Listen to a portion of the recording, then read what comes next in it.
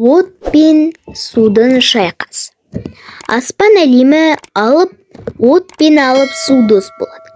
Екеуі аспанда ғасырлар бойы саяхат жасап, жұлдыздар арасында ғажап өмір сүреді. Олар өте тату-тәтті өмір сүреді. Жылдар өтеді, ғасырлар өтеді.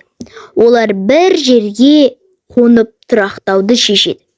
Бір кезде алыстан кішкентай планетаны байқайды.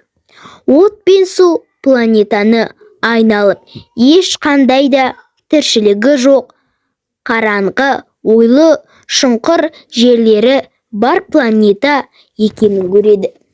От, мен осы жерде тұрақтаймын. Отымды лаулатып, өзге планеталар сияқты жұлдыз жасаймын дейді. Су планетасы: жоқ, бұл жерге мен тұрақтаймын.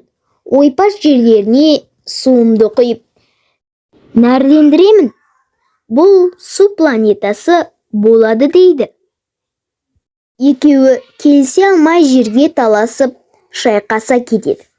Өте ұзақ шайқасып, бір-бірін жеңе алмай, арпалысқандар сонша бір-біріне шамалдары келмей әлсірей бастайды. Оттары алыстан жарқылдап, суы шашылып жатқанын естіп, ұйқыда жатқан белгісіз алып планета оянады. Ол алып планета от пен судың қасына келеді. Соғысқандарын көріп, екеуін ажыратып жібереді.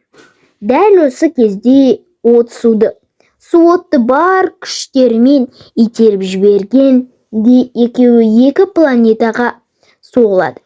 Су жер планетасына шашырап, 4 мұхит пен өзендер, көлдер болып бөліп кетеді.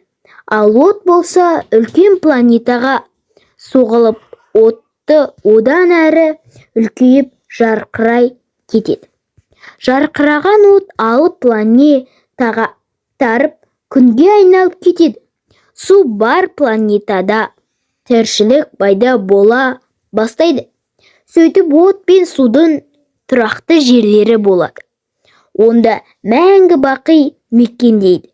Жер мен күн алыстан бір-бірін көріп, ажырамас досқа айналады. Күн сәулесін алыстан түсірсе, жер күннен нәрін алып, тіршілігін мойлайта береді. Осылайша от пен су өздерінің тұрақты мекендерін тауып, мәңгілікке ажырамас дос болып өмір сүреді.